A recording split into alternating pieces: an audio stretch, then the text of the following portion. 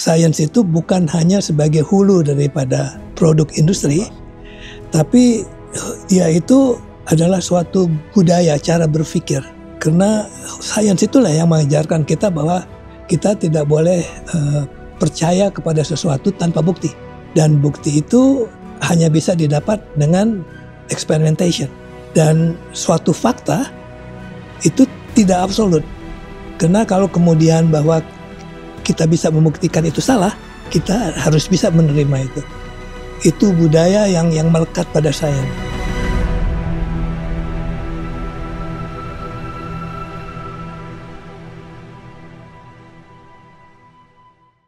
Rekan-rekan, selamat datang di Chronicle. Saya sangat senang pada hari ini dapat punya kesempatan untuk berdiskusi panjang dengan Profesor Sangkot Marzuki, former President of Akademi Ilmu Pengetahuan Indonesia. Selamat datang Pak Sangkot, Prof. Sangkot di Chronicles. Terima kasih. Pak Sangkot, saya dari dulu udah ingin sekali bicara dengan Pak Sangkot tentang berbagai macam hal. Saya pertama kali ingat bertemu dengan Pak Sangkot itu di Bandung, 2019. Pertama kali saya bersama-sama dengan teman ilmuwan dari luar negeri itu diundang datang ke Indonesia. Nah, dari situ saya banyak terinspirasi oleh Pak Sangkot lewat pandangan-pandangan Pak Sangkot tentang sejarah ilmu pengetahuan di Indonesia. Tapi baru-baru ini juga tentang arah ilmu pengetahuan Indonesia ke depan. Nah, dalam 1 jam or so ke depan, saya mau diskusi dengan Pak Sangkot banyak pertanyaan Pak Sangkot. Tapi pertama kali, saya mau bahas dulu Pak Sangkot, your main scientific contribution, if I may, was on mitochondrial biogenesis. Betul. Bisa nggak diceritakan sedikit tentang itu?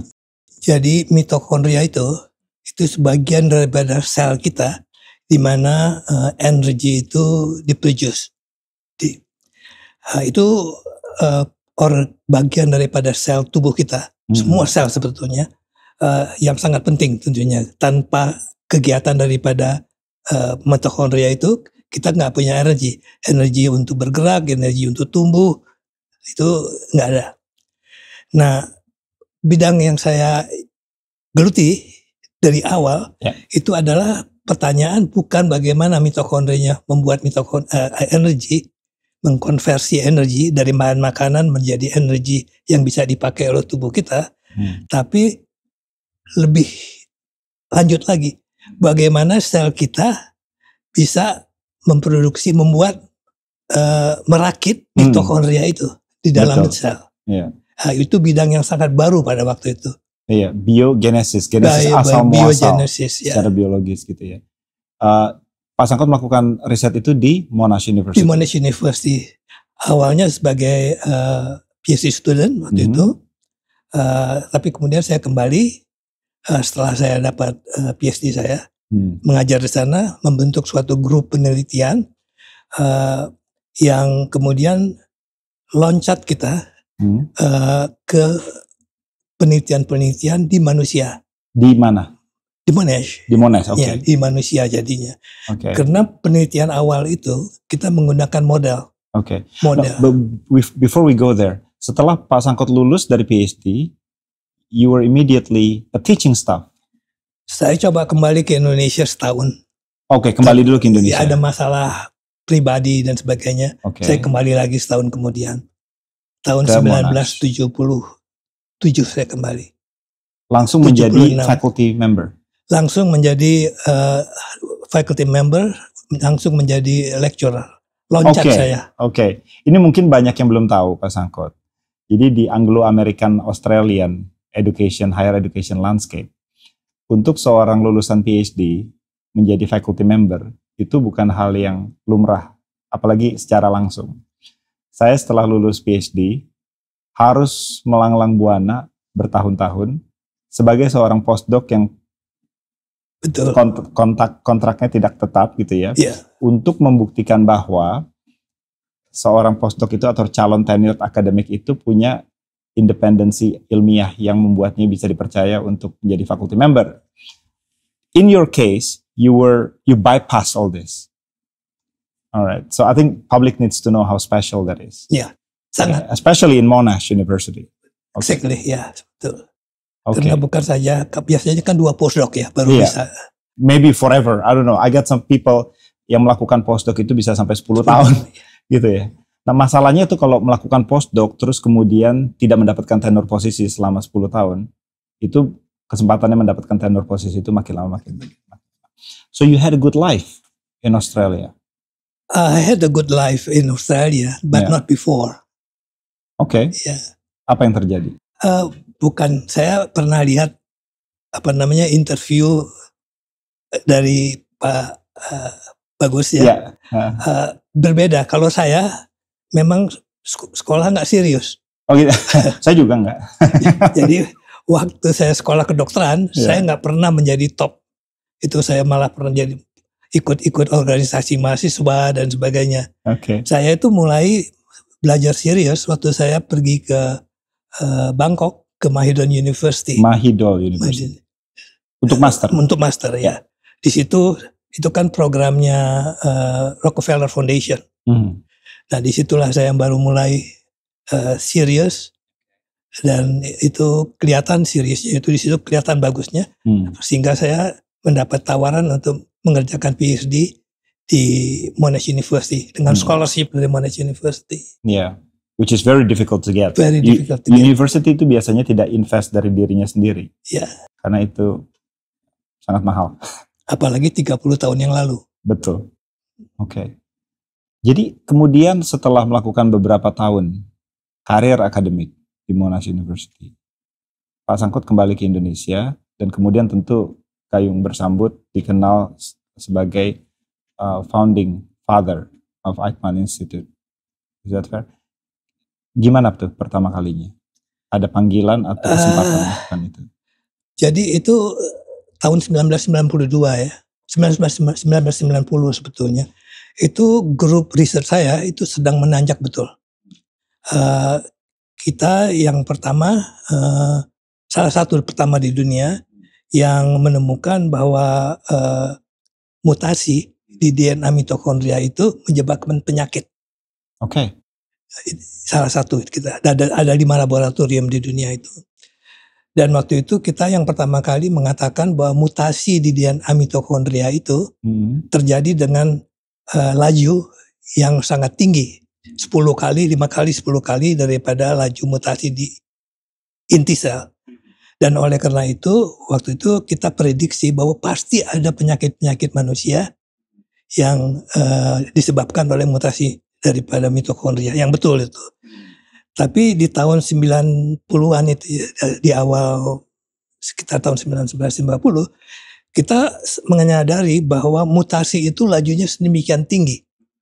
Dan akan terjadi terus sejak kita lahir. Sejak kita lahir ya. Jadi kita keluar dengan paper di Lancet. Very prestigious journal. Very prestigious. Right. 2 paper. Satu hipotesis, satu bukti pertama. Bahwa laju mutasi di DNA mitokondria itu sedemikian tingginya sehingga selama hidup seorang manusia itu akan terakumulasi dan merupakan faktor utama dari proses penuaan. Iya. Nah itu kemudian kan biasa kalau penemuan begitu ada di surat kabar segala macam. Iya. Nah itu Pak Habibie lihat. Oh I see. Sebelum kita lebih jauh, riset tentang penjelasan tentang apa yang mempengaruhi faktor penuaan itu adalah riset yang merupakan bidang studi yang sangat, mohon maaf katanya itu seksi gitu ya. Sampai sekarang bahkan. Sampai sekarang ya. Kita lihat di dunia-dunia populer ada seorang yang kaya raya mencoba untuk mereverse aging proses segala macam. Jadi untuk cari tahu apa sih sebenarnya menyebabkan proses penuaan itu bukan hal yang trivial. Betul. Oke, so you're well known for that. Ya, jadi kita tahu kan bahwa kita menua itu ada clocknya di inti sel. Nah yang kita katakan waktu itu, oke, clocknya itu mungkin nggak bisa dirubah. Tapi yang menyebabkan kita menjadi energinya berkurang, tidak lagi bisa jalan jauh, tidak bisa lagi main bola, hanya bisa main golf dan sebagainya. Penyakit tua itu disebabkan oleh mitokondria yang mutasi itu. Jadi kalau kita bisa mengendalikan itu kita tetap aja akan meninggal dunia umur 120 tahun. Kita hitung waktu itu. Tapi sehat. Oke. What happened with that research? Pak Habibie saw that research and then? Ya, Pak Habibie lihat itu waktu itu karena di Australia waktu itu surat kabar semuanya itu memunculkan penemuan kita. Somehow Pak Habibie dapat kabar mengenai itu. Pak Habibie kebetulan waktu itu ingin mendirikan suatu lembaga penelitian biologi molekul. Karena Pak Habibie pada waktu itu sampai ke kesimpulan bahwa bioteknologi itu adalah teknologi of the future. Tapi kata-kata Pak Habibie sendiri, kalau bikin pesawat ilmu dasarnya itu sudah mantap, jadi kita bisa pisahkan. Kalau bioteknologi itu ilmu dasarnya biologi molekul itu mengalami revolusi. Bagaimana Indonesia bisa membangun bioteknologi modern tanpa ilmu dasarnya juga diperkuat. Kalau boleh Pak, dijelaskan kira-kira gambaran pada waktu itu. Jadi circa Lancet paper itu keluar, state of the art atau keadaan pada masa itu di lanskap riset Indonesia tentang biologi molekuler itu seperti apa? Ada nggak saintis-saintis lain yang berbicara tentang itu terafiliasi dengan Indonesia atau dari Indonesia? Dari Indonesia. Itu saya waktu itu tahu Pak Habibie menginterview 3 orang termasuk saya. Sebagai saya tahu satu dari yang 2 lagi itu, dan dia bekerja dengan imunologi. Yang biologi molekul di Indonesia ini ada beberapa orang, tapi dalam skala yang sangat pada waktu itu sangat baru mulai. Baru mulai ya. Yang aneh itu Pak, jadi menurut Pak Sangkot pada waktu itu isu tentang pentingnya molecular biology itu datang dari Pak Habibie. Luar biasanya itu. Yang bukan seorang biological molecular. Yang bukan seorang biologis sama sekali. Ini hal yang jarang loh Pak, biasanya sangat jarang. Seorang saintis yang tekun dalam disiplin tertentu itu oblivious atau nggak peduli dengan disiplin yang lain. Betul. So it's very strategic. And then you got the role. Ya, saya bilang sama Pak Habibie, ya saya pikir-pikir dulu. Saya kan lagi menanjak di Australia dengan laboratoriumnya itu. Lalu waktu mau keluar dari selesai bicara, saya ingatkan ke Pak Habibie, Pak Habibie, saya awal tahun ini ada menulis ke Pak Habibie tentang Christian Eijkman, penemuan vitamin oleh Christian Eijkman persis 100 tahun yang lalu. Dan saya dengan teman-teman dari Belanda, dari Indonesia ingin merayakan itu di Indonesia, tempat penemuan itu. Saya tulis ke Pak Habibie. Tempat penemuannya ada di Indonesia. Penemuannya di Indonesia. Tentang vitamin. Ya. Dan Pak Habibie belum jawab. Jadi saya bilang, Pak Habibie dulu kan ada lembaga Eijkman itu. Yang lembaga Eijkman yang berkembang dari laboratorium awalnya tempat Christian Eijkman dan Gerrit Kreins, penemu dari vitamin, itu bekerja, kemudian berkembang menjadi suatu laboratorium yang besar sekali, terkenal di dunia, yang namanya Eijkman Institute, atau kemudian pada waktu zaman Jepang menjadi lembaga Eijkman. Nah itu kan laboratorium yang sangat penting, sangat hormati di dunia ini, sangat disegani. Ini adalah laboratorium yang salah satu yang paling penting dalam tropical medicine. Saya tuh sebenarnya punya mimpi yang saya bilang Pak Habibie, yang saya tahu nggak mungkin melihat lembaga itu bangun kembali. Jadi dulu sudah pernah ada Eijkman? Iya, jadi Christian Eijkman itu kan menemukan, membentuk. Dia kerja di laboratorium yang sekarang itu ada di rumah sakit RSPAD, Dr. Subroto. Laboratorium itu kemudian berkembang menjadi, karena dia penelitian itu kan penemuan vitamin B1 itu menghasilkan hadiah Nobel. Dan semua penelitian yang menghasilkan hadiah Nobel kan menjadi besar laboratoriumnya. Jadi penemuan yang menuju kepada mitigasi penyakit beri-beri Ya. itu dilakukan di Indonesia yang oleh karenanya Eichmann mendapatkan hadiah Nobel. Oleh karenanya Eichmann mendapat hadiah Nobel ya. Oke. Berarti Indonesia pernah menjadi semacam laboratorium dalam satu hal untuk penemuan yang Nobel worthy. Iya, bukan hanya Eichmann, itu kan antara observasi Eichmann sampai hadiah Nobelnya keluar tuh 29 tahunan. Oke. Jadi tapi itu Science is a long process. semua penelitiannya itu di Indonesia. Di laboratorium yang ditinggalkan oleh Eichmann itu. Iya, ada ilmuwan dari Indonesia yang pada waktu itu terafiliasi dengan Nobel Prize pada waktu itu? Kalau penemuan vitamin B1 tidak. Oke. Kecuali ya ada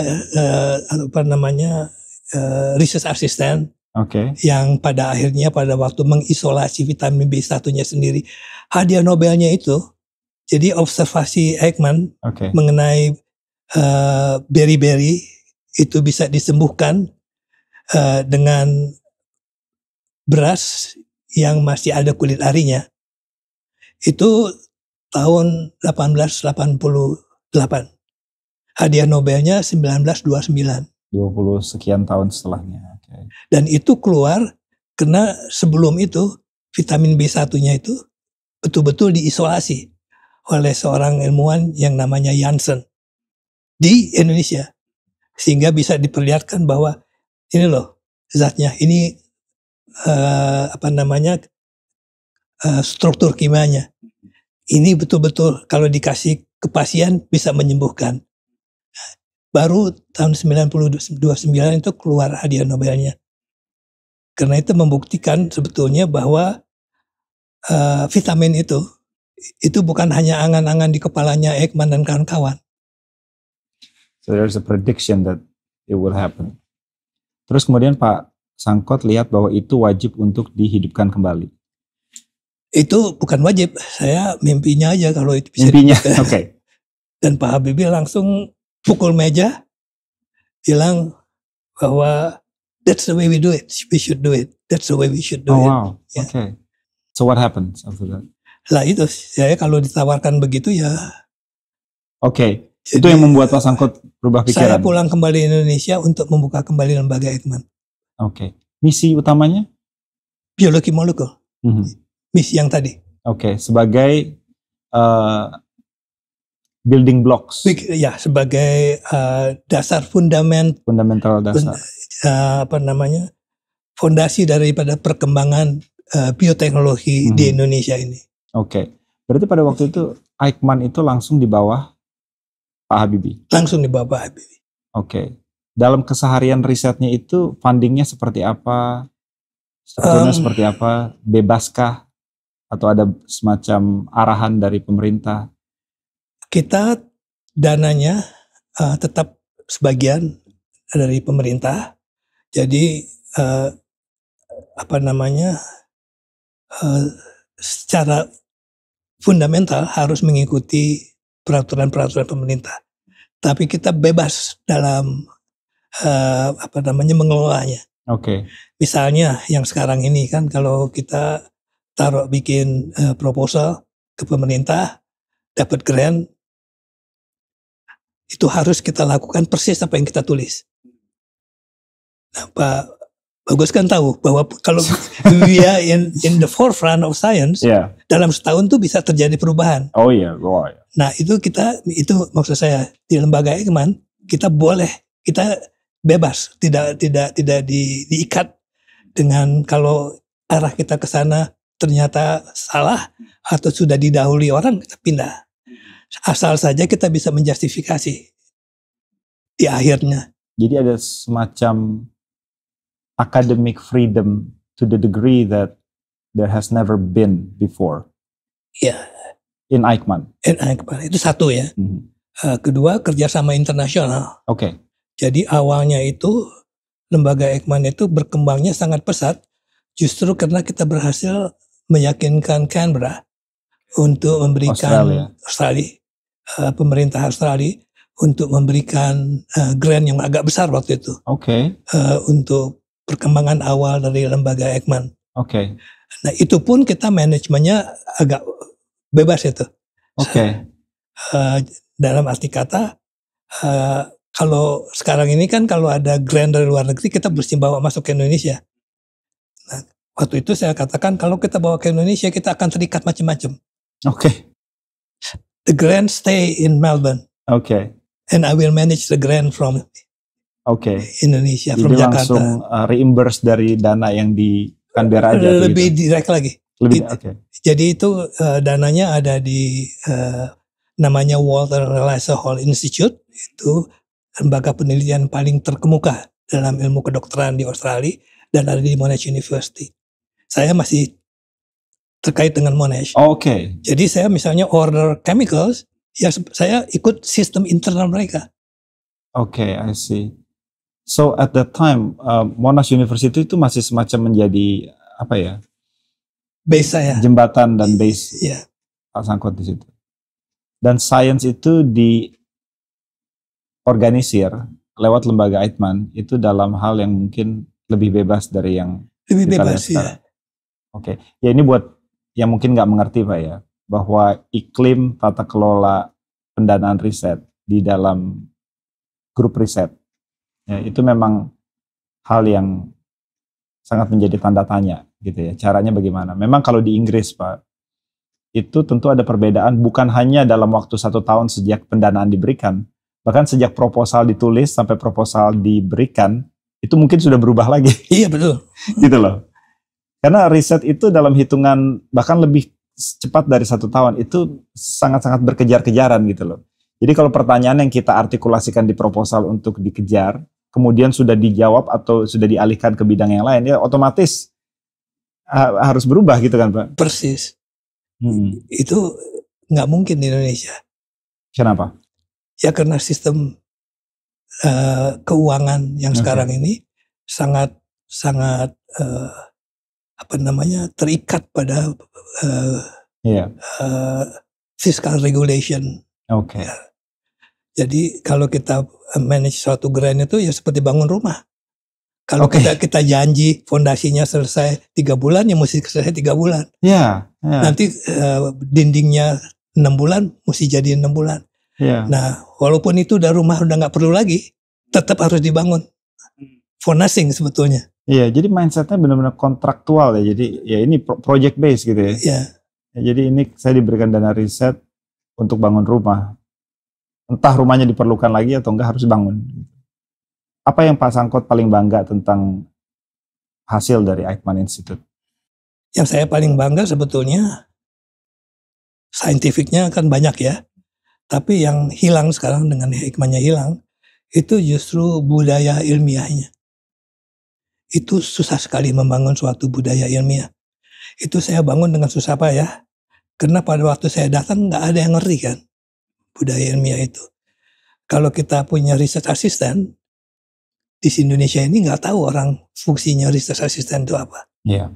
Jadi waktu saya ditanya grantnya itu untuk apa, yang dari pemerintah Australia, saya minta 3 orang postdoc. Bahkan postdoc pun mungkin pada nggak tahu artinya apa. Iya, ya, dan 3 orang research assistant yang bekerja nanti 1-to-1 dengan Indonesian scientist. Satu, jadi 3 postdoc kan tadi ya. Jadi 1 Australia, 1 Indonesia, research assistantnya juga 1, tapi Indonesia bisa lebih dari 1. Itu menularkan budaya ilmiahnya sebetulnya tujuannya. Jadi mereka bekerja in a group seperti bekerja in a group di Inggris atau di Amerika atau di Australia. Ini 30 tahun yang lalu ya. Kalau sekarang mungkin banyak yang bekerja di luar negeri sudah berbeda. Waktu itu 0. Wah, di Inggris masih skemanya masih seperti itu ya. Yang di Indonesia maksud saya. Sekarang mungkin udah lebih baik, tapi 30 tahun yang lalu nggak ada yang ngerti fungsi role of a postdoc, role of the research assistant. Jadi mungkin buat publik yang masih belum paham gitu Pak ya. Postdoc itu orang yang sudah seperti katanya postdoc, orang yang sudah menyelesaikan studi doktoral. Kemudian dalam ikhtiarnya untuk mencapai independensi ilmiah, keilmiahan, dia melakukan beberapa proyek riset dalam tujuan untuk kemudian bisa menjadi pemimpin grup riset. Itu seorang postdoc. Jadi harus sudah memiliki gelar doktor. Research assistant setidaknya di UK itu tidak harus sudah melakukan jenjang doktoral. Jadi mungkin lulusan master, lulusan S1 bahkan kalau mungkin luar biasa bisa juga gitu ya. Research assistant. Ya memang di Indonesia agak sulit mengejawantakan itu ya. Bagaimana membentuk suatu grup research. Iya. Jadi dengan 3 postdoc itu kan kita mengatakan akan ada 3 grup research. Kalau menurut saya memang kalau tidak dimengerti, kemudian konsekuensinya adalah karir akademik juga jadi tidak dimengerti. Kalau karir akademik tidak dimengerti, orang sulit untuk menjustifikasi mengapa saya harus invest bukan hanya uang tapi waktu. Kan saya lulus doktor itu udah hampir 30 umur saya, Pak. Gitu kan, masih harus postdoc lagi. Orang tanya postdoc itu apaan sih, Gus? Gitu. Sulit untuk dijelaskan pada calon mertua. Calon mertua. Gitu, Pak. Aikman adalah seorang peneliti yang tentu melakukan risetnya di Indonesia. Tapi juga bukan hanya Aikman.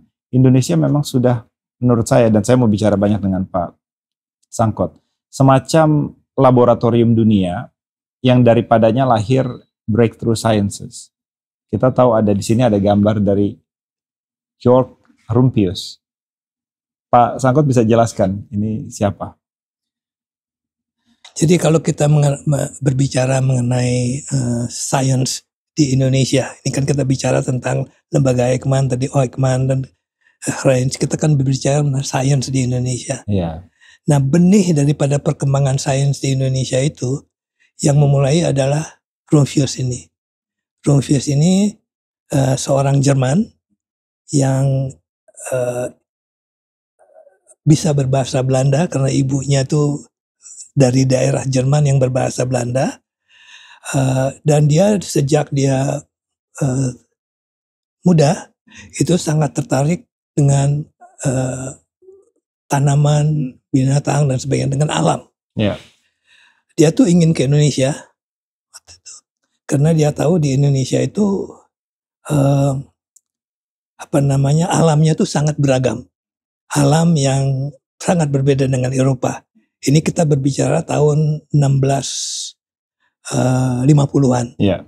Jadi awal daripada VOC masuk di sini. Jadi perdagangan rempah-rempah dan sebagainya.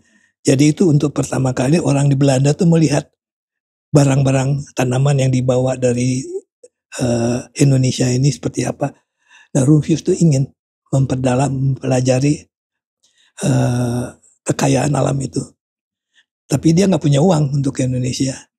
Lalu dia memutuskan cara yang paling mudah untuk ke Indonesia itu menjadi serdadu VOC. Jadi dia melamar, datang ke Indonesia, Batavia, ke Ambon. Sampai di Ambon tahun 1653. Dia sebagai serdadu waktu itu. Tahun 1657 kesempatan pertama dia tuh berhenti jadi serdadu dan pindah menjadi pedagang, merchant bahasa Inggrisnya, kaufman. Nah, dia ditempatkan di satu benteng di Ambon, di utara dari Pulau Ambon, utara barat, namanya Larika. Nah, disitulah dia mulai dengan pekerjaannya sebagai pedagang, sebagai merchant dari VOC. Itu mempunyai waktu untuk mempelajari, mengamati kekayaan alam, tanaman-tanaman daripada Ambon.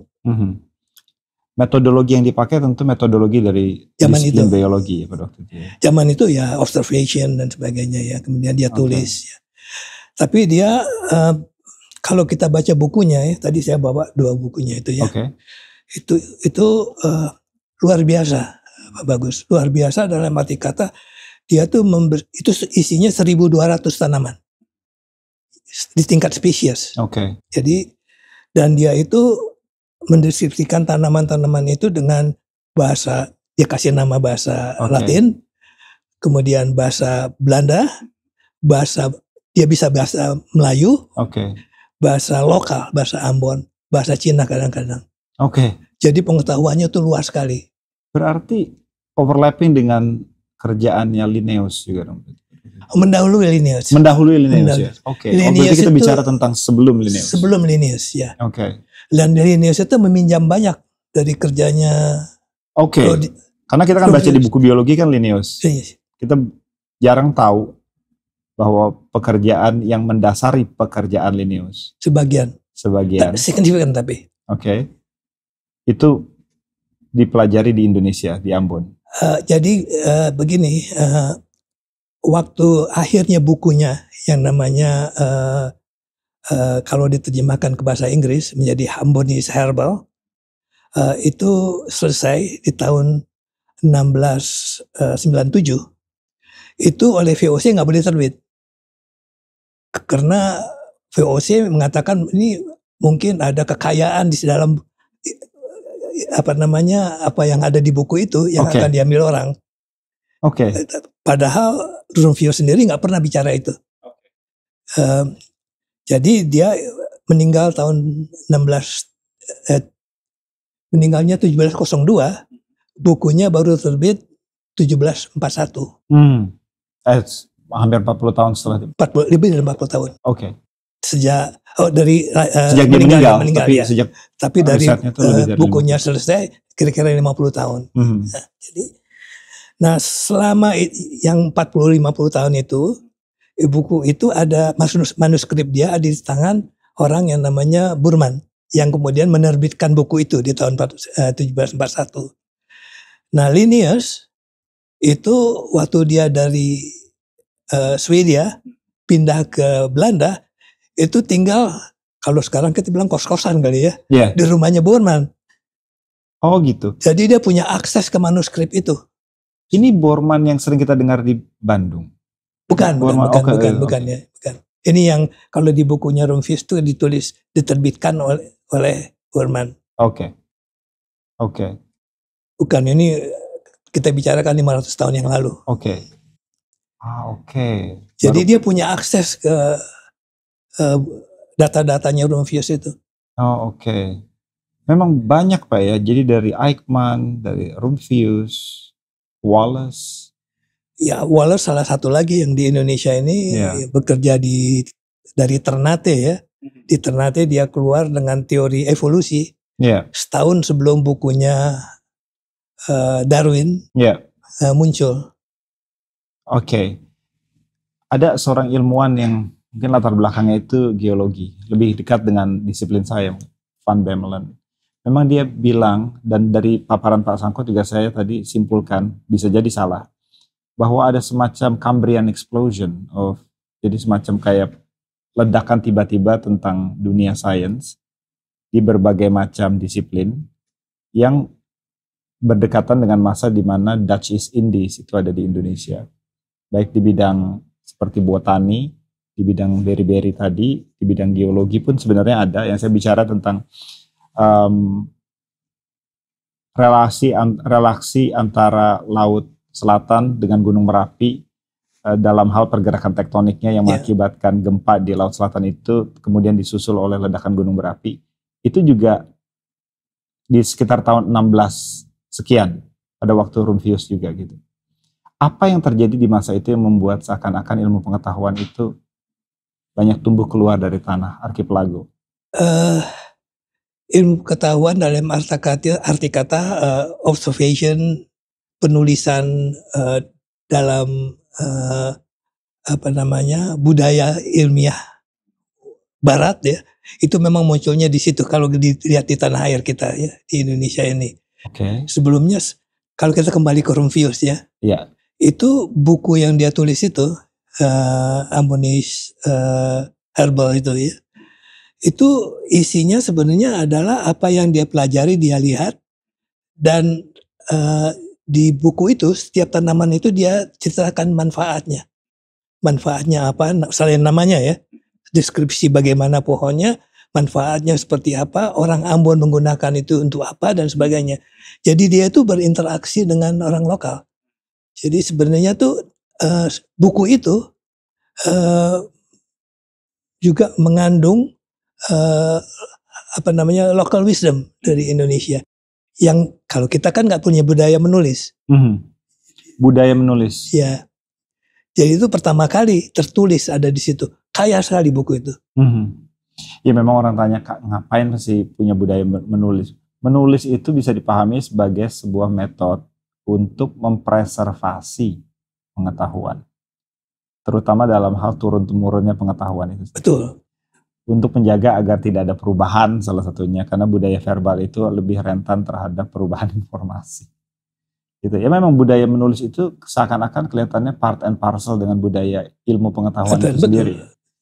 Jadi budaya menulis dalam hal yang seperti ini itu bisa dipahami sebagai tanah yang subur untuk ilmu pengetahuan itu tumbuh. Yang saya ingin coba gali, Pak Sangkot, pada waktu itu ilmu pengetahuan terus tumbuh. Oke. Kemudian sejak zaman kolonial, saya sih jarang melihat ada semacam penemuan yang entah dilakukan oleh orang Indonesia atau terafiliasi dengan orang Indonesia atau yang dilakukan di Indonesia yang punya kaliber Nobel Prize worthy. Gitu. Nomor satu, Pak Sangkot share nggak sentimen ini dan apa penjelasannya kalau demikian? Setuju. Penjelasannya adalah bahwa kita orang Indonesia ya itu baru mulai ikut dalam perkembangan sains yang sangat tinggi barat itu pada waktu zaman Ekman. Oke. Jadi agak lambat, jadi akhir dari abad ke-19. Itu periode di mana modern science itu masuk ke Indonesia. Tidak jauh tertinggal dari barat. Tidak jauh, betul. Ya. Seperti imunisasi, itu hanya 5 tahun setelah Jenner. Vitamin malah lahirnya di sini.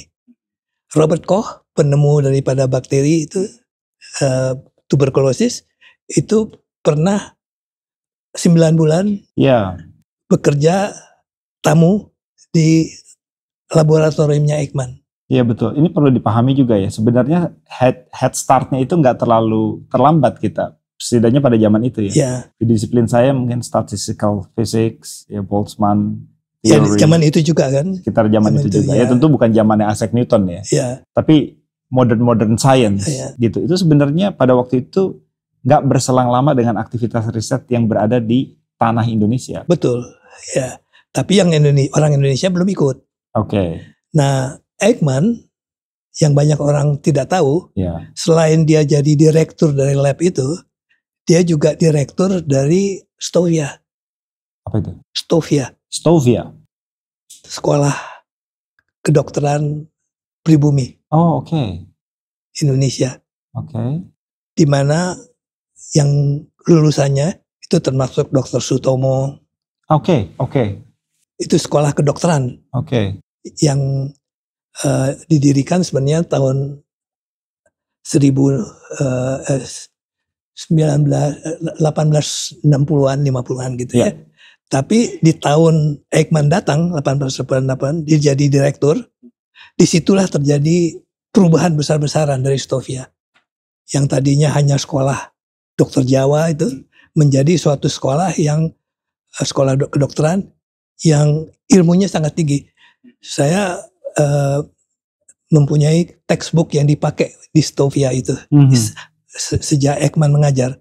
Jadi textbook yang ditulis oleh Ekman, textbook yang ditulis oleh Hreins yang saya katakan tadi, itu sangat modern, sangat sekarang pun masih berlaku. Nah jadi anak-anak kita itu di Stovia itu diajar ilmu yang sangat mendalam oleh guru-guru yang ikut bersaing di dunia internasional dengan sains yang paling modern. Dan mereka, Stovia ini, 1 tahun tuh hanya menghasilkan 10 orang dan sebagainya. Jadi jumlahnya sedikit kan. Sedangkan mereka ada di situ sampai, karena dari mereka mulai itu dari umur 12 tahun dan sebagainya. Jadi mereka tuh di situ lebih dari 7 tahun. Dekat dengan guru-gurunya ini. Saya berpikir pasti budaya cara berpikir seorang ilmuwan itu menular ke orang-orang seperti Sutomo. Iya, banyak yang bertanya kenapa Indonesia tidak menghasilkan Nobel Prize winning segala macam. Saya sih sebenarnya berpikir mungkin karena pengalaman saya di Inggris juga ya. Budaya yang menular itulah dan kebiasaan kita untuk bergaul dengan orang dengan kaliber tertentu. Betul. Yang membuat kita bisa mengakses pertanyaan yang penting yang kemudian kalau diselesaikan bisa mendapatkan Nobel Prize atau accolade lain yang setara.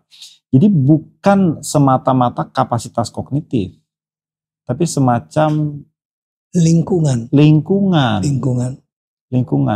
Yang saya nggak ngerti Pak Sangkot, kalau di buku-buku sejarah itu terkesan bahwa justru itu adalah masa kegelapan. Setidaknya pada waktu Indonesia masih belum merdeka. Yang konotatifnya itu adalah harusnya masa sebelum pencerahan ala kita gitu. Tapi dari Pak Sangkot saya dapati bahwa justru pada masa itu ada sharing knowledge, ilmu pengetahuan yang saat ini itu sangat menjadi hal yang penting untuk ilmu pengetahuan. Di bidang kedokteran. Minimal di bidang kedokteran. Di bidang lain berbeda. Oke. Karena terlalu dikontrol oleh pemerintah. Oke. Apakah Eichmann juga demikian? Yang kita tahu tentu Eichmann lebih bebas dengan dia penemuannya besar. Oke. Kontrol dari pemerintah itu setara dari zaman itu sampai sekarang, meningkat atau gimana dinamikanya Pak? Mungkin yang bisa saya katakan bahwa apa yang terjadi itu kendala ya, bahwa ada buku yang diterjemahkan ke bahasa Indonesia, saya lupa penulisnya, seorang Amerika, itu judul bukunya Flora Kratz. Pernah dengar? Belum. Flora Kratz, flora tanaman. Kratz, birokrat. Oke. Jadi zaman Hindia Belanda itu perkembangan daripada ilmu botani, kebun raya dan sebagainya itu dipegang oleh birokrat yang juga seorang botanis. Iya. Nah itu di Flora Kratz itu diterjemahkan bahasa Indonesia sudah. Malah bahasa Indonesia itu lebih langsung bilang belenggu ilmu pengetahuan. Iya, lebih kasar. Karena konklusi daripada buku itu justru belenggu itu yang menyebabkan bahwa sains di bidang lain di Indonesia ini selama zaman kolonial tidak berkembang. Oke. Dia bilang kecuali di kedokteran. Tapi dia tidak berbicara mengenai pengecualian itu. Tapi ada satu paragraf mengatakan. Ya memang betul sih Pak. Kalau menurut saya ini sentimen yang belum dipertanggungjawabkan. Bahwa kelihatannya semakin dikekang scientific enterprise itu semakin mampet outputnya. Karena salah satu ciri khas dari penemuan-penemuan besar itu nomor satu ketidaksengajaan. Bukan satu-satunya, tentu aja ada yang riset yang sengaja kemudian menghasilkan sesuatu. Tapi to be able to follow up ke yang ketidaksengajaan itu. Betul, untuk mengakomodasi ketidaksengajaan yang spektakuler, gitu seperti itu ya. Dan kelihatannya setidaknya di dunia Anglo-Amerika Australia itu sudah ada pengejawantahan dari sisi kepemerintahan untuk mengkultivasi ketidaksengajaan yang spektakuler itu atau dalam hal check and balance. Kita lihat di kementerian-kementerian di Inggris misalnya, Kementerian Luar Negeri, Kementerian Perhubungan, itu selalu diimbangi ya oleh seorang figur yang non politik yang memiliki kredensial ilmu pengetahuan. Mereka di Inggris disebutnya Chief Scientific Officers. Saya juga kaget pertama kali pada waktu itu mengadakan meeting dengan Foreign Commonwealth Development Office, setara dengan Kementerian Luar Negeri Inggris. Tapi pada waktu itu mereka diwakilkan oleh Chief Scientific Officers yang latar belakangnya itu astrologi. Bukan astrologi itu astrologi itu Pisces, Gemini dan lain-lain. Kemudian di bidang perhubungan juga Chief Scientific Officer-nya itu punya latar belakang human factors, hal-hal seperti itu. Gimana di Australia atau di Amerika pada waktu Pak Sangkot melakukan PhD? Ya betul. Di Australia, seperti sebenarnya di semua negara Commonwealth, itu ada Chief Scientist. Chief Scientist yang sebetulnya mengimbangi Menteri ilmu pengetahuannya yang menjadi menteri sebagai political position jadinya. Jadi itu chief scientist ini itu langsung bertanggung jawab kalau di Australia ke Perdana Menteri. Di Inggris sama juga, dia langsung ke Perdana Menteri. Yang kita tahu yang Commonwealth itu kan Malaysia punya chief scientist. Malaysia tetangga punya? Ya, tetangga punya. Langsung bertanggung jawab ke Perdana Menteri. Sebagai penasihat yang paling utama. Setahu saya kita tidak punya. Kita tidak punya, ya. Kenapa, Pak? Budaya kita beda. Tapi juga kalau kita lihat Amerika, itu walaupun dia bukan Commonwealth, itu di White House itu ada kantor ilmu pengetahuan. Office of the Scientific OS sama lagi. Nah itu kepalanya itu ya fungsinya seperti chief scientist. Jadi penasihat utama dari Presiden Amerika Serikat. Tentu saja ketika mereka bicara tentang climate change dari sudut foreign ministry, mereka punya semacam academic authority or credential yang membuat mereka bisa paham tentang hal-hal teknis. Pak Sangkot, saya tahu juga bahwa Pak Sangkot bekerja sama dengan pada waktu itu during Obama administration, presidential envoy. Tapi kita akan bicara lebih jauh tentang itu dan tentang dinamika ilmu pengetahuan Indonesia dan Eijkman setelah jeda.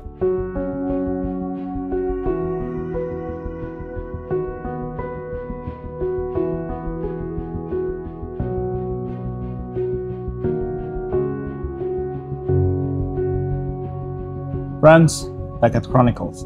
Pak Sangkot, saya tuh melihat dalam karir yang masih belum panjang ini, sebenarnya itu ilmu pengetahuan nomor satu punya utilitas. Pandemi terjadi, orang bertanya-tanya, epistemologi apa yang bisa kita andalkan untuk menyelesaikan masalah praktis seperti pandemi? Kemudian pemerintah dari berbagai macam negara berlomba-lomba untuk menyediakan solusi buat masalah yang sangat vital. Akhirnya di negara-negara yang sukses dalam tahap relatif, ya sukses itu kan relatif, itu selalu mengacu kepada cepat-cepatan menghasilkan vaksin, yang merupakan adalah enterprise science itu atau produk dari science itu sendiri. Yang saya ingin gali dengan Pak Sangkot itu adalah hubungan antara pemerintah dengan scientific enterprise. Makanya tadi kita sebelum break itu kita bahas tentang adanya Chief Scientific Officer yang merupakan penyeimbang political appointee gitu, supaya mereka ada check and balance. Nah, karena kenapa? Karena sains itu idealnya, walaupun secara praktis tentu tidak bisa dipisahkan dari politik, tapi idealnya itu adalah entitas yang objektif, di mana apa yang disebut truth itu adalah di domain sains yang bisa dipertanggungjawabkan di dalam laboratorium. Nah saya memang pernah bilang di muka publik bahwa layaknya kepemimpinan sebuah negara itu berdialog, bahkan berdialog dengan sering dengan komunitas sains. Pak Sangkot adalah former president of Akademi Ilmu Pengetahuan Indonesia. Kalau di UK itu Royal Society. Kalau di Amerika itu Academy of Science, National Academy of Science. Untuk publik yang belum mengerti ya, Royal Society, Academy of Science itu adalah badan yang sangat tersohor, sangat prestigius, yang publik itu rally di belakang dia gitu loh. Jadi dia mendapatkan betul-betul simpati dari publik. Kalau kita bicara Royal Society, figur-figur yang entah mendirikannya atau pernah jadi ambil bagian di dalamnya, itu seperti Isaac Newton dan lain-lain sebagainya, itu mereka yang betul-betul berperan besar dalam Perang Dunia Kedua, dalam hal yang lain. Jadi perlukah pemerintah atau kepemimpinannya seperti presiden itu berdialog dengan lembaga seperti IP?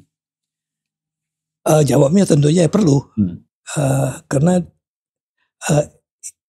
itu sebabnya IP didirikan. Jadi tadi kita disebutkan Akademi Ilmu Pengetahuan. Royal Society itu sudah ratusan tahun umurnya. Betul. Dan itu didirikan utamanya pada saat itu untuk promoting science. Jadi di dunia ini ada 3 tipe Akademi Ilmu Pengetahuan. Yang di Eropa itu didirikan untuk promoting science. Yang Amerika itu didirikan waktu Lincoln presiden. Dan Lincoln briefnya kepada Akademi National Academy of Science itu adalah lebih ke arah science advocacy.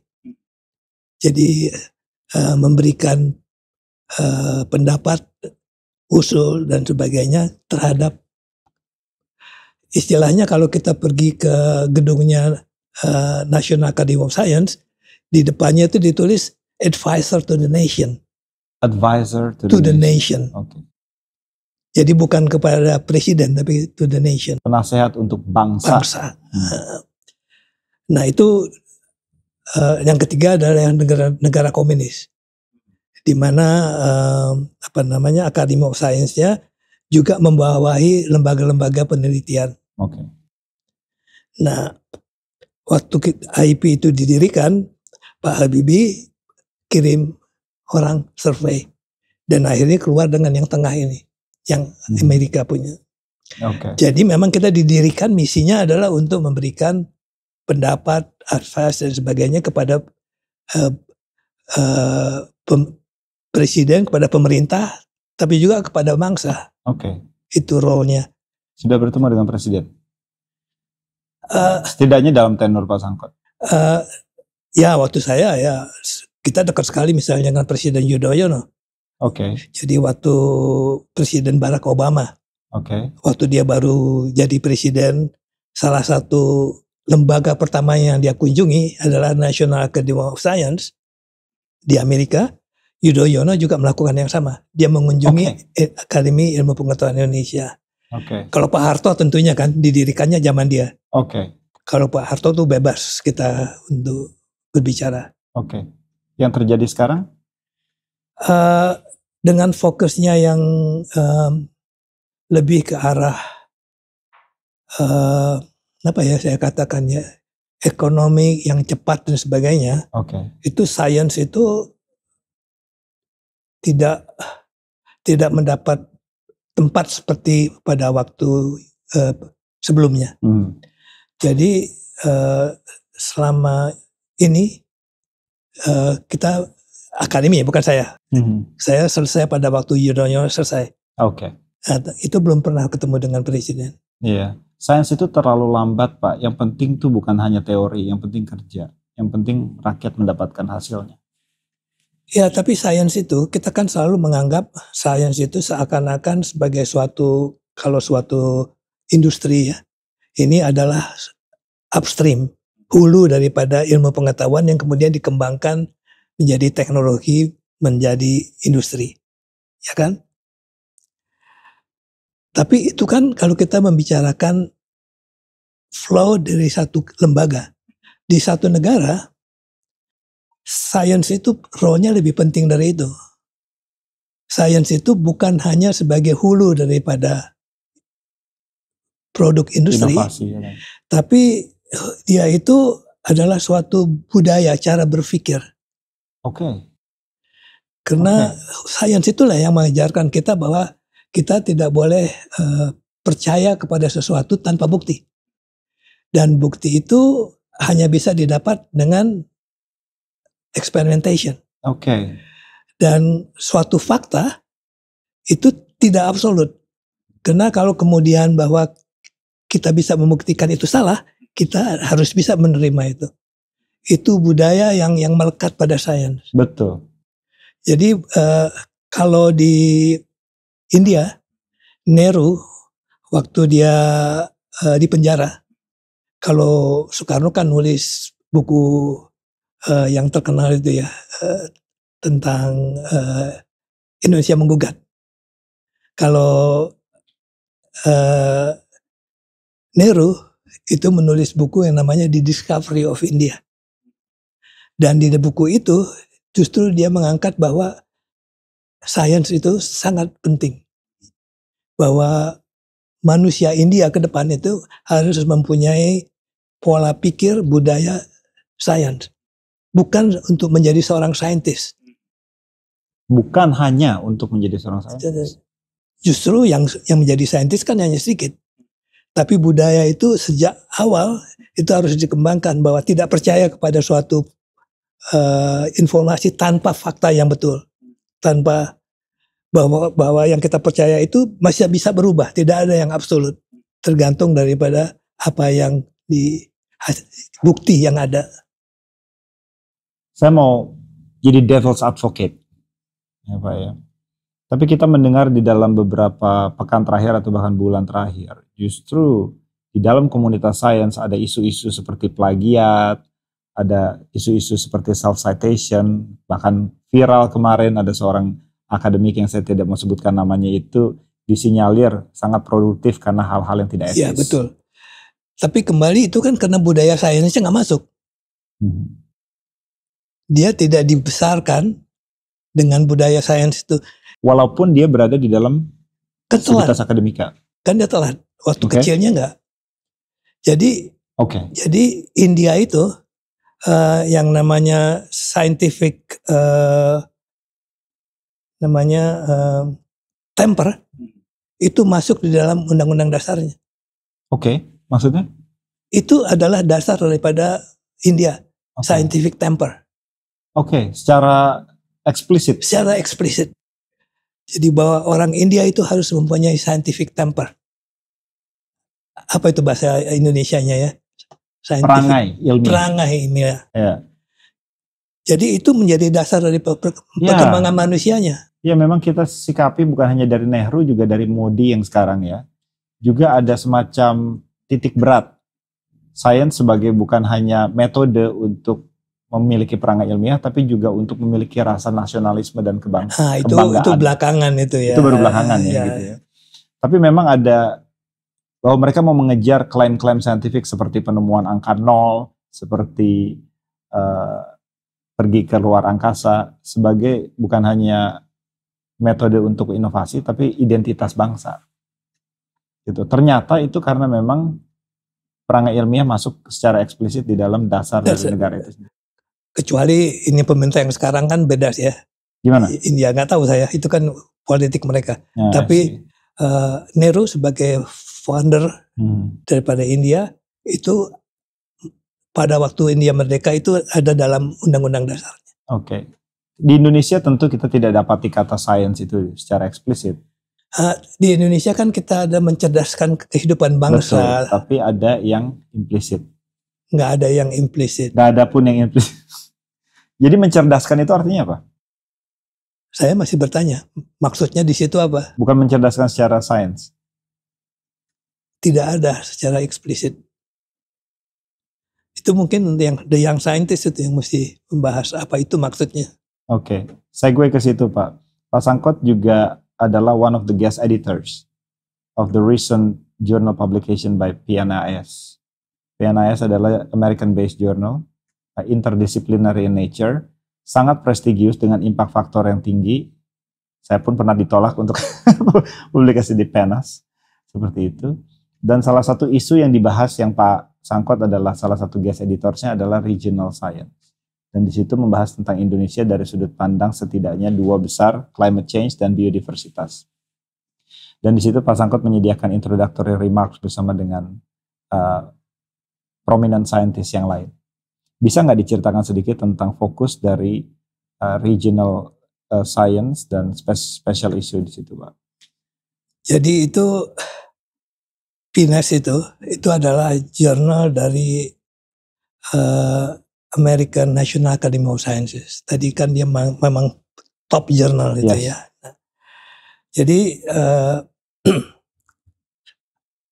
baru-baru ini PNAS itu muncul keinginan untuk mengangkat highlighting sains yang terjadi secara regional. Saya nggak tahu apa yang mendorong mereka. Tapi beberapa tahun yang lalu di Nature itu ada paper yang mengatakan bahwa sains yang terbaik itu sekarang ini adalah sains yang interaksi kolaborasi antar negara. Dan paper itu memperlihatkan analisa dari berapa ribu artikel bahwa pusat daripada kerjasama itu pindah, bukan lagi Eropa dan Amerika, tapi sudah mengarah ke arah Asia. Asia Timur, Cina. Simpul kolaborasi saintifik dunia. Cina, Jepang. Singapura. Ada jurnal di Nature yang bilang bahwa membahas, jadi bukan jurnal ini lebih ke jurnal lebih ke arah paper review gitu ya, yang bilang bahwa memang China itu menjadi emerging scientific superpower setelah Amerika dan Eropa. Ya. Jadi sangat wajar kalau simpul kolaborasinya pun berpindah ke dekat-dekat Asia dan China. Apa itu ya yang mendorong Pires kemudian keluar dengan inisiatif untuk highlighting science secara regional, dan yang dipilih pertama kali justru Indonesia. For many reasons ya. Oke. Apa yang menarik yang didapati di situ dari jurnal yang Pak Sangkot dan kawan-kawan? Saya sebagai guest editor bersama dengan Bruce Alberts. Bruce Alberts ini dia presiden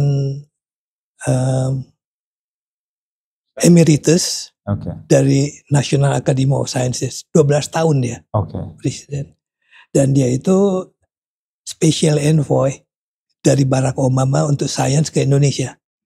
Jadi beliau tuh tahu tentang Indonesia karena beliau sampai 10 kali pernah ke Indonesia ini. Segue cepat aja Pak. Kita punya nggak sih scientific envoy dari Indonesia untuk ke negara-negara lain? Nggak ada. Oke. Jadi itu cuma ada satu arah ke Indonesia ya? Special envoy di Amerika pun nggak ada sebenarnya. Itu Barack Obama.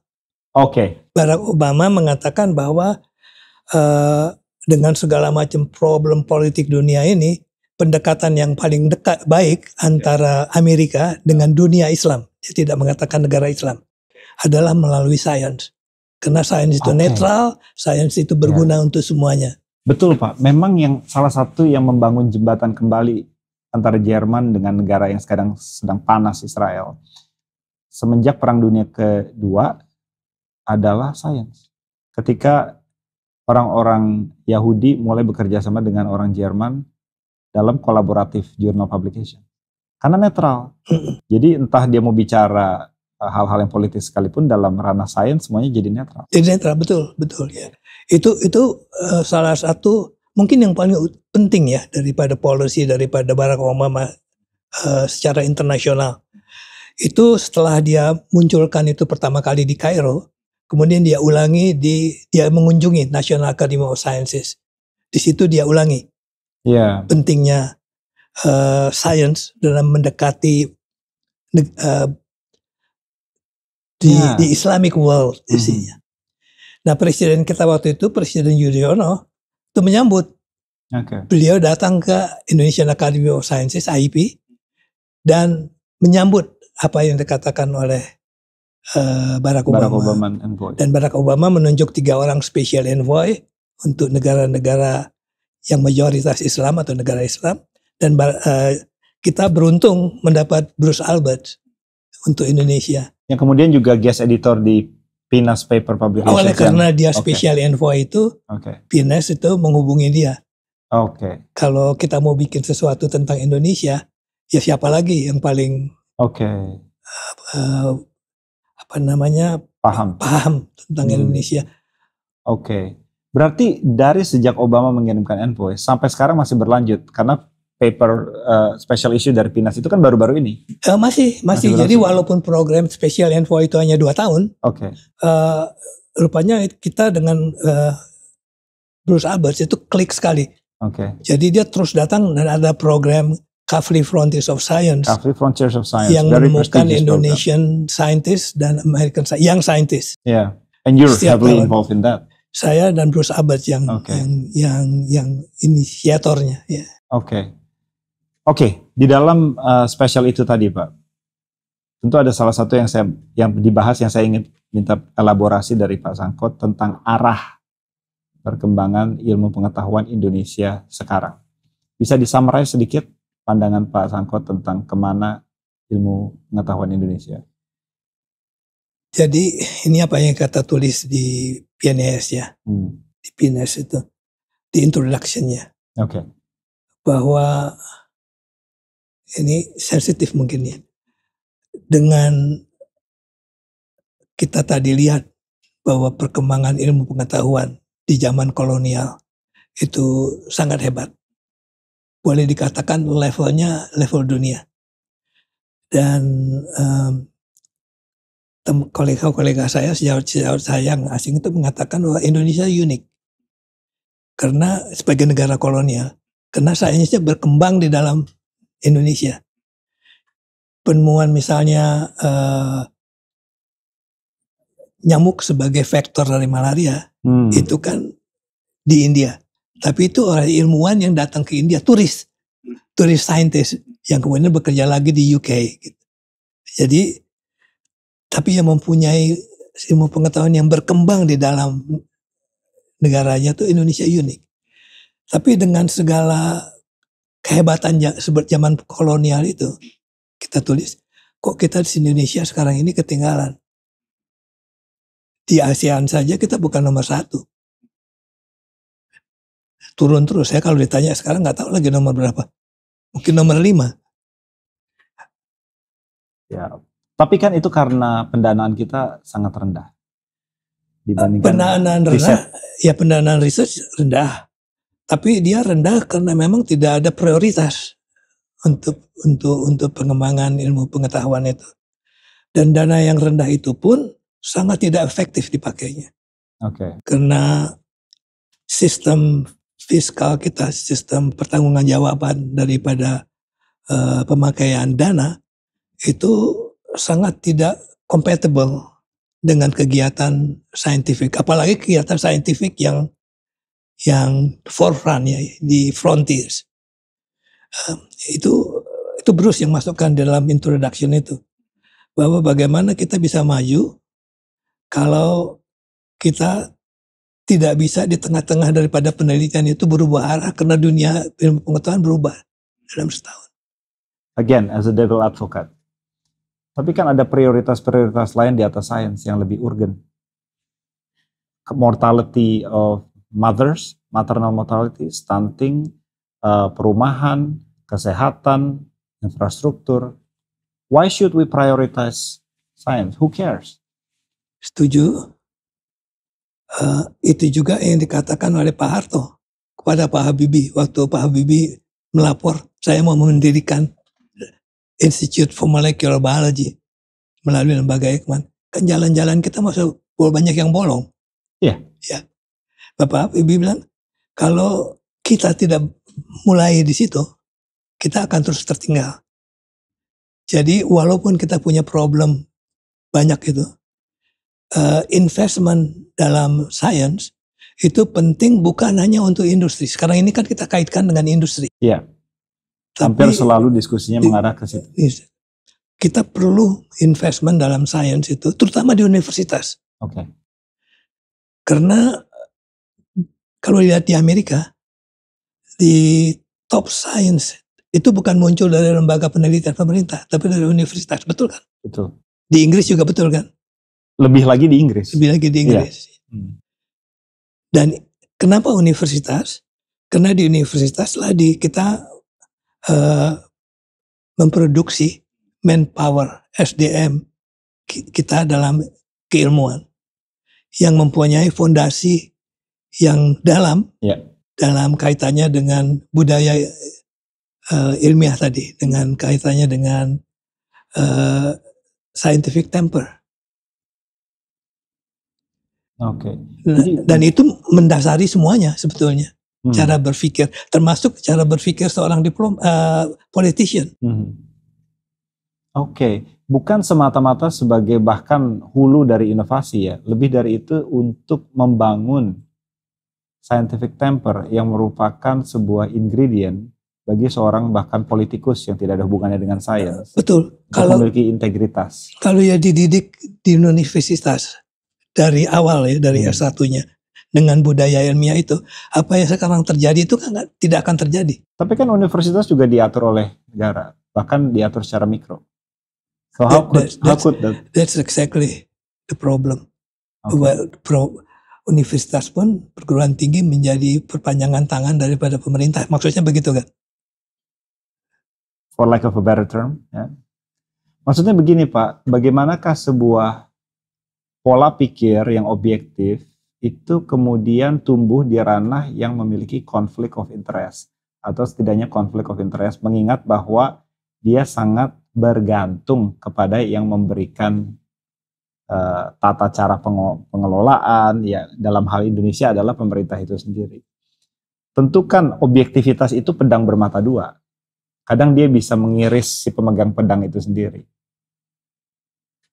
Maksud saya demikian. Saya kira ya, dengan keadaan Indonesia seperti sekarang ini, kita perlu leader yang mempunyai visi. Amerika menjadi superpower dalam ilmu pengetahuan itu mulainya sebetulnya ada di buku, di introduction kita. Itu di akhir Perang Dunia Kedua. Di akhir Perang Dunia Kedua, Presiden Roosevelt melihat bahwa akan selesai perang ini. Dia panggil namanya Van de Bush namanya, V. Bush. Dia kasih misi kepada Bush ini untuk menulis, untuk berpikir ini teknologi yang canggih untuk perang yang Amerika memenangkan Perang Dunia Kedua itu. Setelah selesai perang mau diapakan? Oke. Nah, itu keluar dengan suatu buku yang sampai sekarang pun mesti baca, Pak Bagus. Nama judul bukunya itu The Endless Frontiers. The Endless Frontiers. Science is the Endless Frontiers. Jadi di buku itulah Bush itu mendeskripsikan what to do.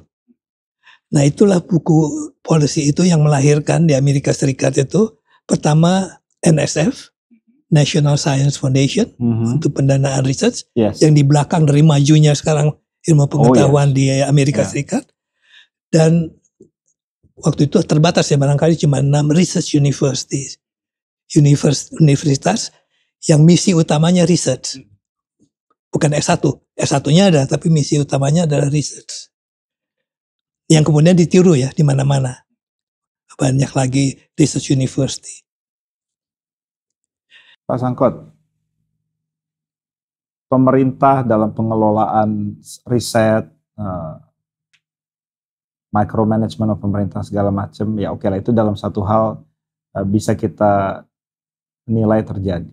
Tapi kan pemerintah itu manifestasi dari pola pikir rakyat. Tidak ada satupun pemerintah yang tidak berasal dari rakyat. Untuk kembali menjadi devil's advocate. Ya. Apakah Pak Sangkot layaknya di Commonwealth country di mana sains itu tumbuh subur dan kemudian termanifestasi di ranah yudisial dan ranah kepemerintahan?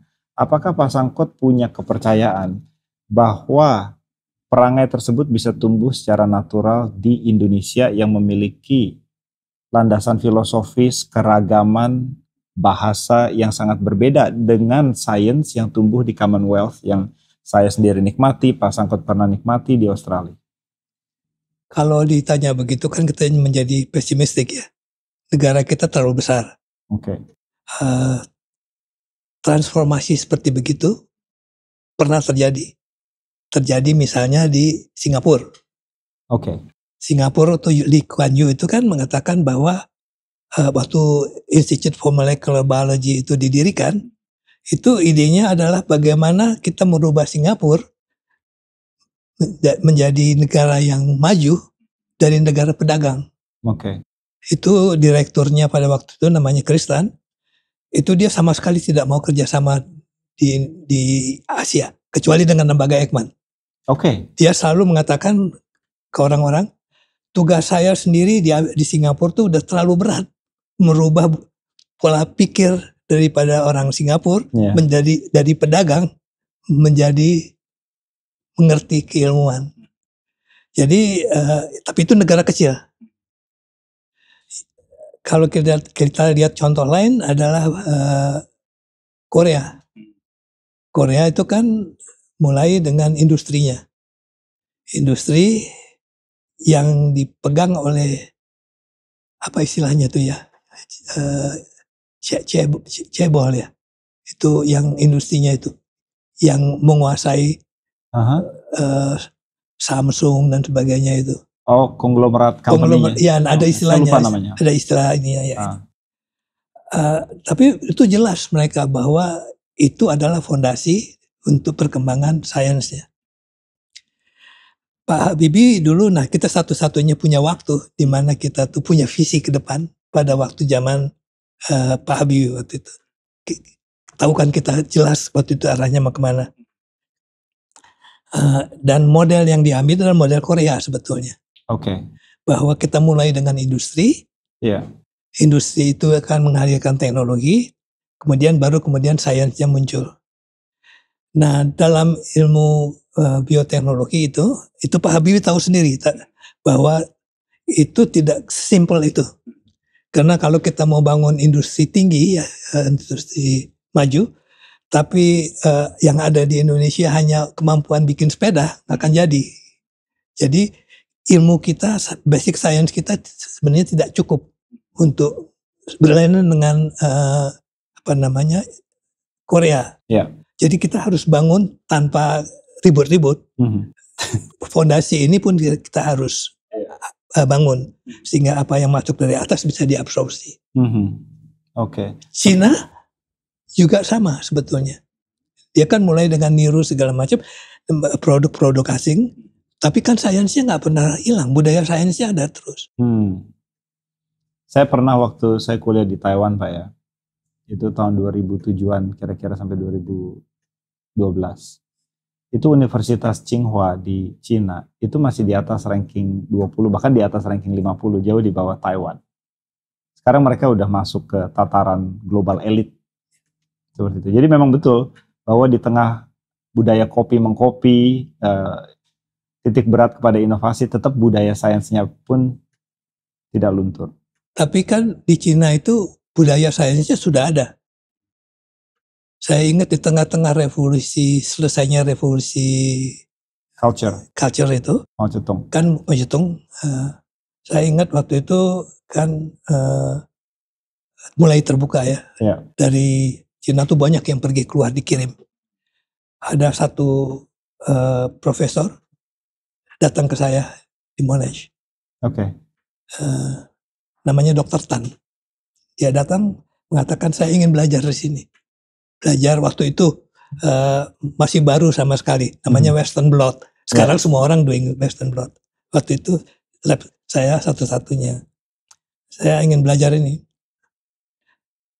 Dari dia tuh saya tahu bahwa dia selama revolusi budaya itu dikirim ke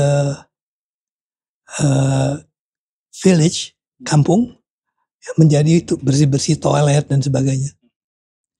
Tapi di tengah-tengah itu dia scientific culture-nya, perangai ilmiahnya nggak hilang. Kalau mungkin yang belum tahu ya, pada waktu itu puluhan juta orang kehilangan nyawa di situ. Dan di tengah penderitaan yang seperti itu dan famine, ya, betul. Budaya sainsnya masih ada. Masih ada. Itu luar biasa. Saya pikir itu mungkin bedanya dengan Indonesia ya. Oke. Kalau kita lihat dari tata kelola riset, sains segala macam, Inggris, UK, China, itu beda. Pengelolaan universitasnya pun beda, ya. UKRI itu counterpartnya National Science Foundation ya. Jadi pemberi dana hibah riset di Inggris. Itu kan hanya memberikan dana, tidak melakukan riset atau tidak menganalisa kualitas hasil riset. Tapi kita lihat di China Academy of Science, ya, it's a very authoritative figure, gitu ya. Kelihatannya demikian. Oke. Tapi Chinese Academy of Science itu, kalau di Taiwan kan Akademi Sinica ya. Akademi Sinica, betul. Ya. Itu yang memimpin lembaga-lembaga research institute-nya itu justru top scientist of China. Oke. Mereka bisa ke situ, itu bukan bureaucratic position. Oke. Tapi merit based. Oke. Jadi biarpun superstructure, tetap merit base-nya itu ada. Persis. Dan pasca Mao, itu kan budaya merit based dalam partai komunis sendiri. Yeah. Sekarang ini naik ke atas itu kan merit based. Oke. Banyak yang di top itu kan saintis. Iya. Yeah.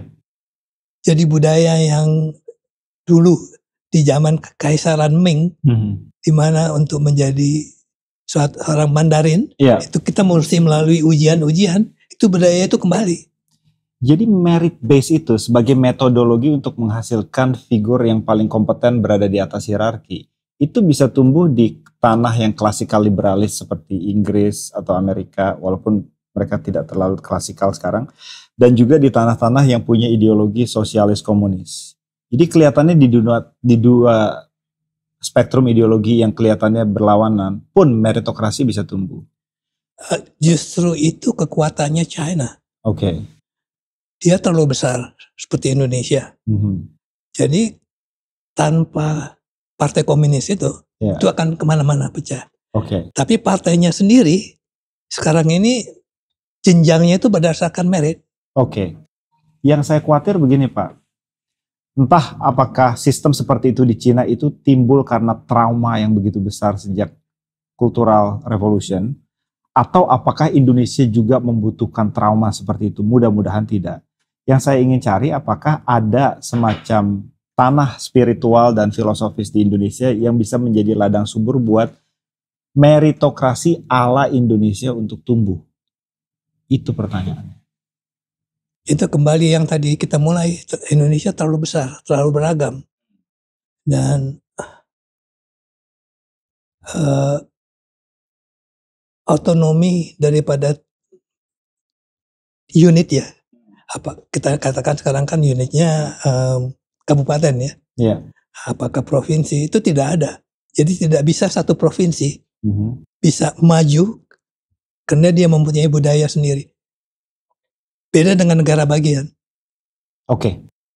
Di Amerika tahu kan negara bagian yang dia kompetisi. Iya, memang salah satu yang membuat meritokratik itu tumbuh adalah kalau memang mekanisme untuk naik di dalam sistem meritokratik itu berhubungan langsung dengan insentif diri sendiri. Jadi kompetisi, tadi seperti Pak Sangkot bilang, itu kan negara bagian itu punya insentif, punya kepentingan pribadi. Dalam hal ini kepentingan negara bagian untuk lebih dominan dari negara yang bagian yang lain. Ya, betul. Jadi dengan sendirinya saling ingin mengalahkan yang lain itu kemudian secara makroskopik terlihat sebagai meritokrasi yang efektif. Seperti itu. Apakah Indonesia yang tadi Pak Sangkot bilang sebagai local governance itu di kabupaten segala macam, tapi kelihatannya kalau boleh saya parafrase, Pak Sangkot tidak melihat adanya kompetisi ala federal government seperti itu. Saya nggak bisa lihat itu. Yang perlu dilihat itu.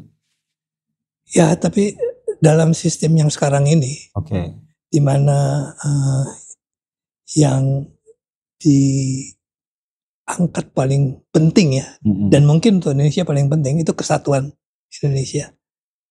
Jadi kompetisi antar unit di dalamnya. Kan kompetisi tidak secara harfiah itu antonim dari kesatuan. Iya, tapi untuk kompetisi itu muncul, itu harus ada feeling of belonging. Kalau saya kembali ke Australia, ya, sebagai penduduk Australia, I'm a Victorian, I'm a Melbourneian. Melbourne dengan Sydney dari dulu kompetisi. Ibu kota Australia itu di Canberra, karena waktu federasi Australia itu terbentuk, Sydney dan Melbourne tidak mau mengalah. Dan sampai sekarang juga ya identitas kita, I'm an Australian but I'm a Victorian. Nah itu nggak ada di kita, nggak boleh. Kedaerahan tuh nggak boleh kan? Karena dianggap sebagai ancaman. Sebagai ancaman, betul. Jadi kan kalau melihat begitu pusing kita ya. Iya, padahal ada elemen kompetisi yang lahir dari identitas yang secara makro bisa menjadi hal yang menguntungkan bersama.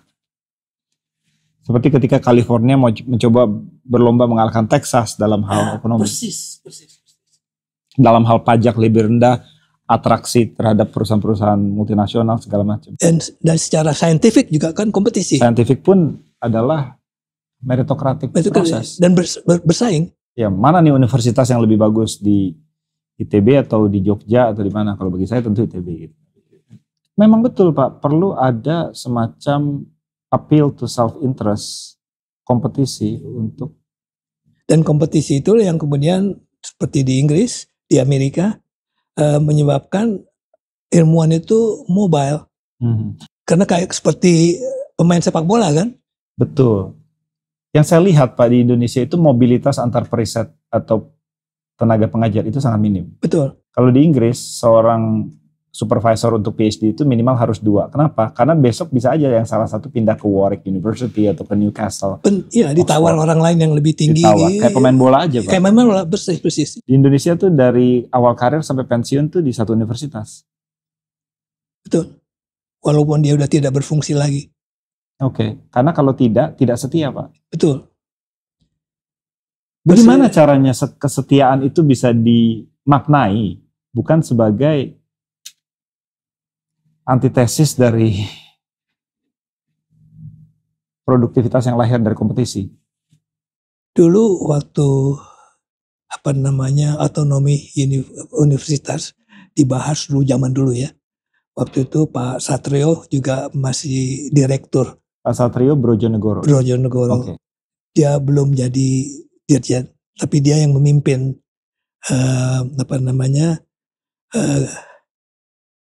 diskusi tentang otonomi universitas. Itu kita pergi ke sana sebetulnya. Bahwa universitas itu harus lepas dari birokrasi langsung. Bahwa staf dari universitas harusnya bukan pegawai negeri. Oke. Universitas itu terima dana dan dia seperti di Amerika, seperti di Inggris. Yang universitas pemerintah kan dia terima dana dari pemerintah. Yeah. Tapi dia ngangkat staf, dia itu kan sendiri. Iya, prerogatif universitas untuk naik pangkat kayak segala macam. Dan salah satu daripada elemen daripada proposal awal itu justru adalah mobilitas daripada staf universitas. Nah itu yang nggak itu kan jadinya nggak begitu. Kita ini menurut saya sangat tidak eksplisit dalam memaknai pendidikan dalam relasinya dengan kebutuhan masyarakat. Apakah pendidikan itu hak berkewarganegaraan? Dalam hal ini pendidikan tinggi. Okay. Atau komoditas ekonomi yang diregulasi oleh pasar. Kalau tadi Pak Sangkut bilang tentang universitas di Inggris, tentu walaupun harga uang sekolahnya di cap oleh pemerintah, tetap mekanisme pasarnya itu kemudian termanifestasi dalam pertukaran agen pengetahuan, dalam hal ini lecturers dan profesor yang demikian tinggi dan frequent. Atau itu hak berkewarganegaraan yang seperti di Jerman, gitu ya, bayar tetap 500 euro kurang lebih sekarang, tapi tetap disubsidi. Indonesia kelihatannya belum terlalu frontal dalam mengejawantahkan itu dalam pengertian masyarakat. Tentu ini topik yang sensitif, tapi saya mau tahu pandangan Pak Sangkot. Ini kita bedakan Jerman ya.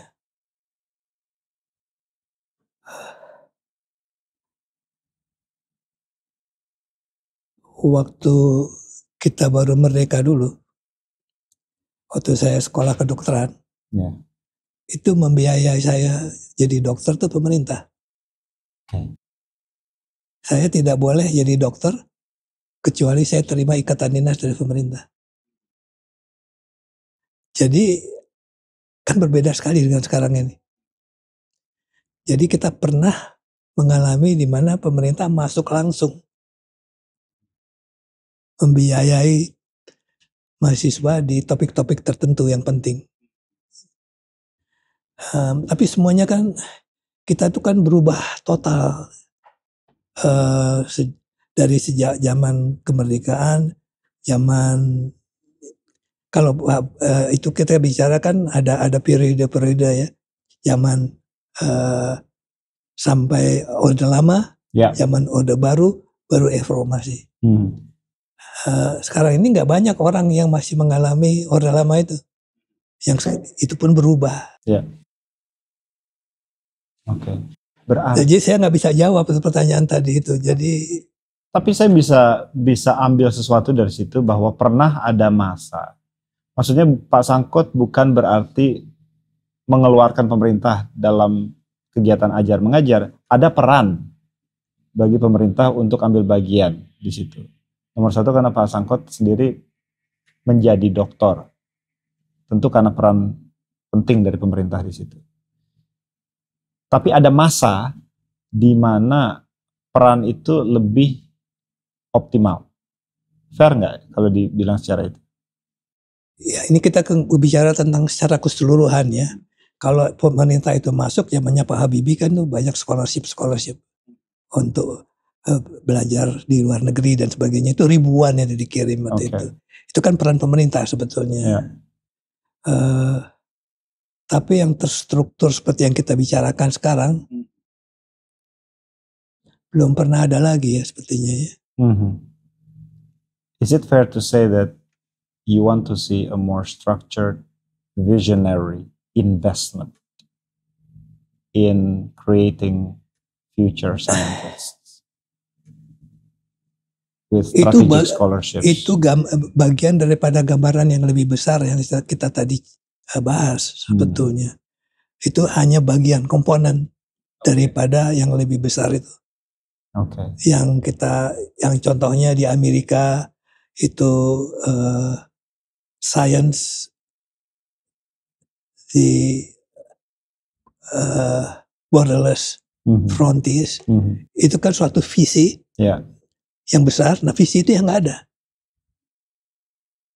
yang kemudian nanti didukung dengan peran pemerintah. Visi besar yang itu yang nggak ada. One last question. Where can one expect this vision to come from? Either by kebetulan atau investasi sejak dini. Dari mana kita bisa mengharapkan ada visi seperti itu yang kemudian bisa? Ini kan kita punya pemerintahan yang baru. Ya. Apakah kita bisa bercita-cita, mimpi bahwa pemerintah yang baru ini akan keluar dengan visi besar itu? But you have to have a big vision. Visi yang, saya kembali ke Amerika Serikat ya, karena itu yang kita tulis di PNS ya. Visi bahwa science itu adalah an endless frontiers, itu kan luar biasa. Kalau Singapura, walaupun tidak tertulis, itu science adalah sumber daya yang paling tinggi, endless resources. Itu Singapura maju kan karena itu sebetulnya. Sainsnya dia perkuat dari awal ya dengan PNS, kemudian perguruan tingginya dia bangun, sehingga perguruan tingginya one of the top. Dia jual perguruan tingginya karena sistem dia yang baik, lulusan dia baik, sistem hukumnya baik, international companies trust and open their, tadinya hanya cabang, sekarang main office dan sebagainya ada di Singapura. Kampus dan sebagainya. Itu kan visi sebetulnya, visi awal. Pak Sangkut, it's been a pleasure. Terima kasih banyak, like always. I enjoy this too. Thank you. That's Chronicles.